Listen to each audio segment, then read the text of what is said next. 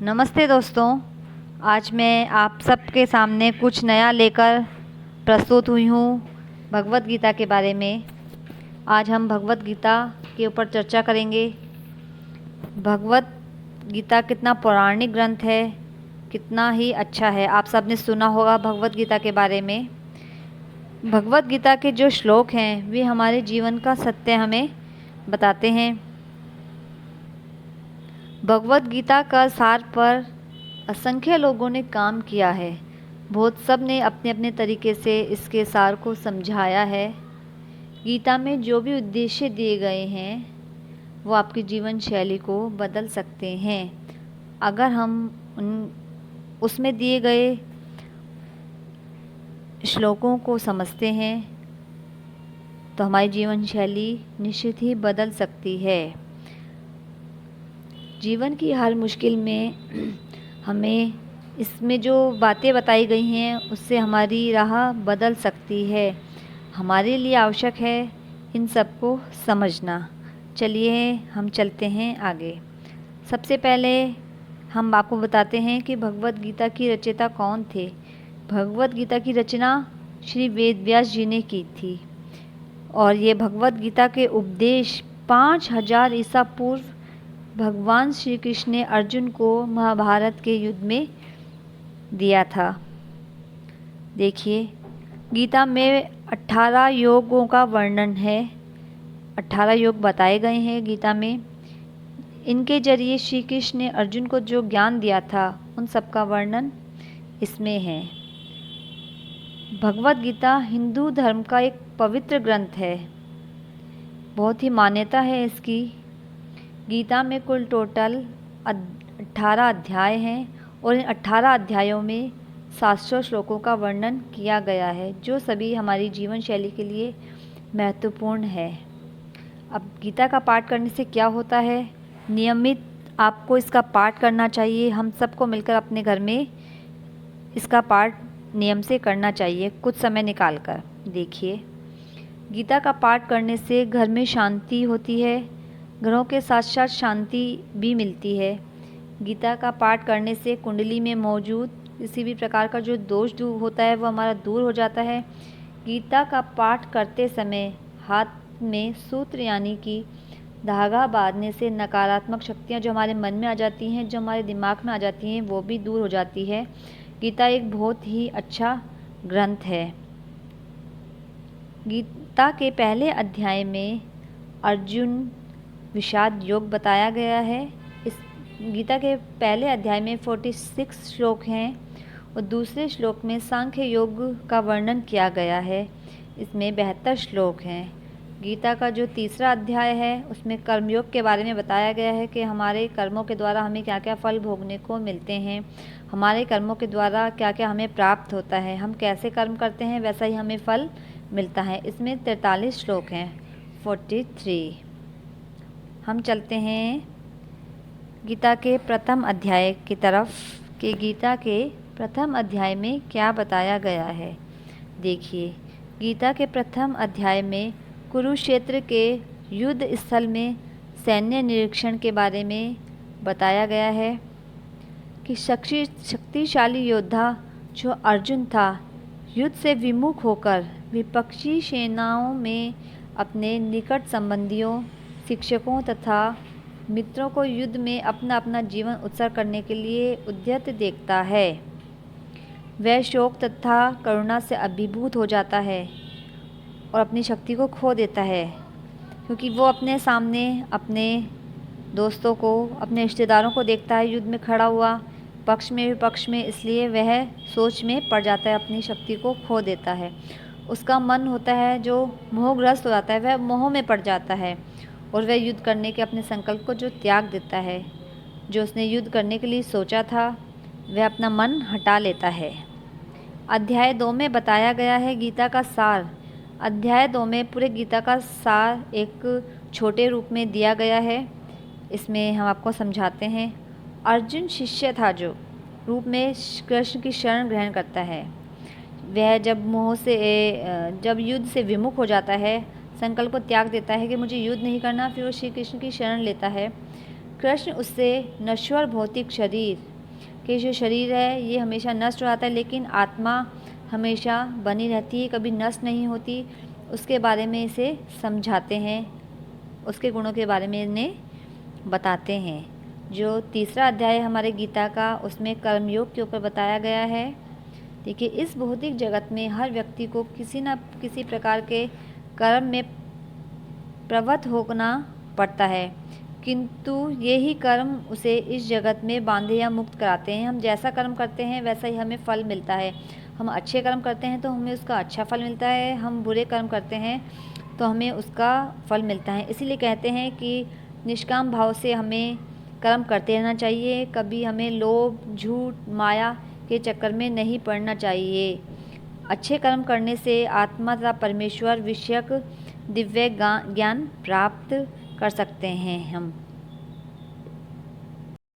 अध्याय 4 में दिव्य ज्ञान के बारे में बताया गया है कि दिव्य ज्ञान में आत्मा, ईश्वर तथा अन्य, इन दोनों से संबंधित दिव्य ज्ञान को शुद्ध करने मोक्ष प्राप्त करने वाला है। जो दिव्य ज्ञान होता है उनसे हमें मोक्ष की प्राप्ति मिलती है। ऐसा ज्ञान कर्मयोग का फल हमें देता है।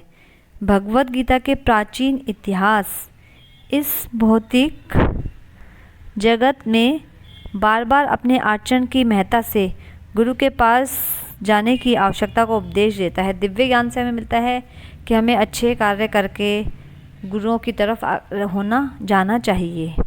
अध्याय 5 में कर्मयोग, कृष्ण भावना भवित कर्म के बारे में बताया गया है। जो ज्ञानी पुरुष होते हैं ज्ञान की अग्नि से शुद्ध होकर के सारे कर्मों को करते हैं, किंतु अनंतर में उन कर्मों के फल का परित्याग करता हुआ शांति, सहिष्णुता, आध्यात्मिक आनंद की प्राप्ति हमें होती है। अध्याय 6 में ध्यान योग के बारे में बताया गया है। जो हमारी इंद्रियां होती हैं, ध्यान योग उन्हें नियंत्रित करता है और ध्यान को परमात्मा पर केंद्रित करता है। अध्याय 7 में भगवद ज्ञान के बारे में बताया गया है। भगवान कृष्ण समस्त कारणों के कारण परम सत्य है। भगवान कृष्ण हमेशा सत्य हैं, सत्य रहेंगे। महात्मा गणा भक्तिपूर्वक उनकी शरण ग्रहण करते हैं। जो बड़े बड़े ज्ञानी पुरुष हैं वो भी श्री कृष्ण की शरण में जाना चाहते हैं और गए भी हैं, किंतु अपवित्र लोग जो होते हैं, जो भगवान को नहीं मानते, उनकी पूजा अर्चना नहीं करते, वे उनसे विमुख हो जाते हैं, उनसे मुंह मोड़ लेते हैं। 8वें अध्याय में भगवत प्राप्ति के बारे में बताया गया है। भक्ति पूर्वक भगवान कृष्ण का आजीवन स्मरण करने से, विशेषतः मृत्यु के समय ऐसा करने से मनुष्य परम धाम को प्राप्त हो जाता है। 9वें अध्याय में परम गुरु ज्ञान के बारे में बताया गया है कि हमें परम गुरु का ज्ञान कब मिलता है। भगवान श्री कृष्ण परमेश्वर हैं, पूज्य हैं। भक्ति के माध्यम से उनकी भक्ति करके उनकी शरण में हम जा सकते हैं। शुद्ध भक्ति को जागृत करके मनुष्य कृष्ण के धाम में वापस चला जाता है। जो अच्छे कार्य करता है, गुरु का ध्यान करता है, वो अंत में मरणोपरांत कृष्ण के धाम में वापस चला जाता है, ऐसा माना जाता है। 10वें अध्याय में श्री भगवान का ऐश्वर्य प्राप्त हमें किस तरह होता है। बल से, सौंदर्य से, ऐश्वर्य, उत्कृष्टता, पारदर्शिता करने वाली समस्त अद्भुत जो घटनाएं हैं वे इस लोक में, आध्यात्मिक जगत में हैं। कृष्ण की दैवी शक्तियाँ एवं ऐश्वर्य की प्राप्ति अभिव्यक्ति होती है। अध्याय 11 में हमें विराट रूप के बारे में बताया गया है। भगवान श्री कृष्ण अर्जुन को दिव्य दृष्टि प्रदान करते हैं, विश्व रूप में अपना अद्भुत असीम रूप प्रकट करके उन्हें दिखाते हैं। इस प्रकार वे अपने विराट रूप को दर्शाते हैं। श्री कृष्ण बताते हैं कि उनका सर्व आकर्षक मानव रूप से ही ईश्वर का आदि है। मनुष्य शुद्ध भक्ति के द्वारा ही इस रूप का दर्शन कर सकता है, अर्थात जो मनुष्य सच्चे मन से, भावना से भगवान को याद करता है, उनका ध्यान करता है, वही श्री कृष्ण का, भगवान का दर्शन कर सकता है। अध्याय 12 में भक्ति योग के बारे में बताया गया है। कृष्ण के शुद्ध प्रेम को प्राप्त करने के लिए हमें अच्छे साधनों का, सर्वोच्च साधनों का, अच्छी भक्ति का काम करना चाहिए। इस परम पद के अनुसार चल कर के हम दिव्य गुण को उत्पन्न करते हैं। आगे चलते हैं। देखिए 13वें अध्याय में प्रकृति, पुरुष और चेतना के बारे में बताया गया है। जो व्यक्ति शरीर आत्मा इनसे परे होता है, परमात्मा के अंतर को समझ लेता है, उसे इस भौतिक जगत से मोक्ष की प्राप्ति हो जाती है कि शरीर नश्वर है, ये हमेशा नहीं रहता, सिर्फ आत्मा ही अमर अजर अमर है। अध्याय 14 में प्रकृति के 3 गुण बताए गए हैं, सत्वगुण, रजोगुण और तमोगुण। कृष्ण बताते हैं कि जो गुण है ये हमें किस प्रकार क्रिया करते हैं, कोई इनको कैसे पार कर सकता है और दिव्य पद को प्राप्त कर सकता है। कौन कौन से लक्षण होते हैं इन 3 में? पुरुषोत्तम योग। अध्याय 15 में पुरुषोत्तम योग के बारे में बताया गया है। वैदिक ज्ञान का चरम लक्ष्य है अपने आपको भौतिक जगत से अलग करना, भगवान कृष्ण को मानना है। जो लोग कृष्ण के परम स्वरूप को समझ लेता है, उनकी शरण में चले जाता है, उनकी भक्ति में लग जाता है, उसके मोक्ष की प्राप्ति हो जाती है। अध्याय 16 में बताया गया है दैवी और आसुरी स्वभाव।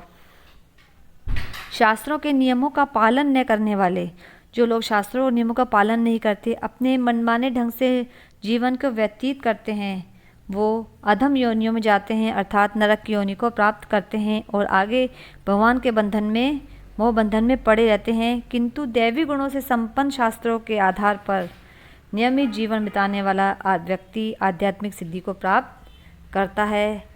अध्याय 17 में श्रद्धा के विभाग को बताया गया है। भौतिक प्रकृति के 3 गुणों से 3 प्रकार की श्रद्धा उत्पन्न होती है। रजोगुण, तमोगुण और श्रद्धा पूर्वक किए गए कर्मों से अस्थायी फल प्राप्त होता है, जबकि शास्त्र समत विधि से सत्वगुण में रहकर संपन्न कर्म को शुद्ध करते हैं। ये भगवान श्री कृष्ण के प्रति श्रद्धा और भक्ति को उत्पन्न करने वाला है। लास्ट अध्याय 18वां अध्याय है। ये उपसंहार के बारे में, संन्यास की सिद्धि के बारे में इसमें बताया गया है कि हमारा उपसंहार किस प्रकार होता है। कृष्ण वैराग्य का अर्थ मानवीय चेतना कर्म पर प्रकृति के गुणों का प्रभाव समझाते हैं। वे ब्रह्म अनुभूति, भगवत गीता की महिमा तथा भगवत गीता के चरम निष्कर्ष को समझाते हैं। यह चरम निष्कर्ष यह है कि धर्म का सर्वोच्च मार्ग भगवान कृष्ण की परम शरण गति है, जो पूर्ण प्रकाश प्रदान करने वाली है और मनुष्य को कृष्ण के नित्य धाम को वापस जाने में समर्थ बनाती है। गीता की भूमिका कुछ मैं अपने शब्दों में आपको बता रही हूँ। अब 18 अध्यायों में आपको समझा चुकी हूँ। भगवत गीता यह संस्कृत महाकाव्य महाभारत की एक उपकथा के रूप में प्राप्त है। महाभारत में वर्तमान कलयुग तक की घटनाओं का विवरण मिलता है। इस युग के प्रारंभ में आज से लगभग 4000 वर्ष पूर्व भगवान श्री कृष्ण ने अपने मित्र तथा भक्त अर्जुन को भगवत गीता का उपदेश दिया था। उनकी यह वार्तालाप, जो मानव इतिहास की सबसे महान दार्शनिक तथा धार्मिक वार्ताओं में से एक है, उस महायुद्ध के शुभारंभ के पूर्व हुई, जो धृतराष्ट्र के सुपुत्रों तथा उनके चचेरे भाई पांडवों या पांडु पुत्रों के बीच होने वाले घातक संघर्ष था।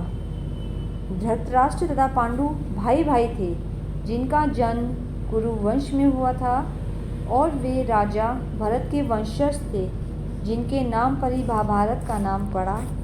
क्योंकि बड़ा भाई धृतराष्ट्र जन्म से अंधा था और राज सिंहासन उसे न मिलकर उसके छोटे भाई पांडु को मिल गया। पांडु की मृत्यु अल्पायु में हो गई, अतः उसके 5 पुत्र थे, युधिष्ठिर, भीम, अर्जुन, नकुल और सहदेव। धृतराष्ट्र की देखरेख में रख दिए गए, क्योंकि उसे कुछ काल के लिए राजा बना दिया गया था। इस तरह धृतराष्ट्र तथा पांडु के पुत्र एक ही राजमहल में बड़े हुए। दोनों ही गुरु द्रोण तथा सैन्य काल का प्रशिक्षण दिया गया और पूज्य भीष्म पिता उनके परमार्शदर्शक थे। तथापि धृतराष्ट्र के पुत्र, विशेषतः सबसे बड़ा पुत्र दुर्योधन, पांडवों से घृणा और ईर्ष्या करने लगा। अंधा तथा दुर्बल धृतराष्ट्र पांडु पुत्रों के स्थान पर अपने पुत्रों को राजा का उत्तराधिकारी बनाना चाहता था।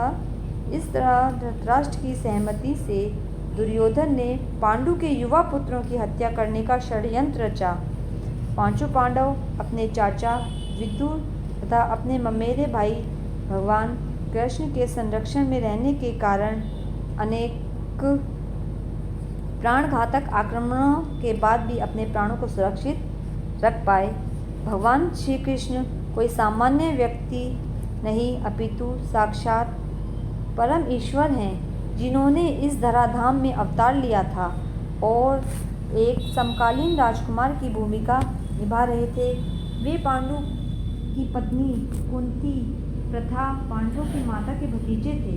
इस तरह संबंधी के रूप में तथा धर्म के शाश्वत पालक होने के कारण वे धर्मपरायण पांडु पुत्रों का पक्ष लेते रहे और उनकी रक्षा करते रहे। किंतु अंततः चतुर दुर्योधन ने पांडवों को धूर्तक्रीड़ा के लिए ललकारा। उस निर्णायक स्पर्धा में दुर्योधन तथा उनके भाइयों ने पांडवों की सती पत्नी द्रौपदी पर अधिकार प्राप्त कर लिया और फिर उसे राजाओं तथा राजकुमारों की सभा के मध्य निवृत्त करने का प्रयास किया। कृष्ण के दिव्य हस्तक्षेप से उसकी रक्षा हो सकी। उस धूर्तक्रीड़ा में छल के प्रयोग के कारण पांडवों की हार हो गई और उन्हें अपने राज्य में वंचित होना पड़ा और 13 वर्ष तक का वनवास के लिए उन्हें जाना पड़ा। वनवास से लौटकर पांडवों ने धर्म सम्मत विधि से दुर्योधन से अपना राज्य मांगा, परंतु उसने देने से इनकार कर दिया। क्षत्रियों के शास्त्र के अनुसार कर्तव्य को पूर्ण करने के लिए पांचों पांडवों ने अंत में अपना पूरा राज्य न मांगकर केवल 5 गांवों की मांग रख दी। लेकिन दुर्योधन सुई की नोक भर भी भूमि देने के लिए सहमत नहीं हुआ। अभी तक तो पांडव सहनशील बने रहे, लेकिन अब उनके लिए युद्ध करना असंभव हो गया था। विश्व भर के राजकुमारों में से कुछ धृतराष्ट्र के पुत्रों के पक्ष में थे तो कुछ अन्य पांडवों के पक्ष में। उस समय कृष्ण स्वयं पांडु पुत्रों के संवेदवाहक बनकर शांति का संदेश लेकर धृतराष्ट्र की सभा में उपस्थित हो गए। जब उनकी याचना अस्वीकृत की गई तो युद्ध निश्चित।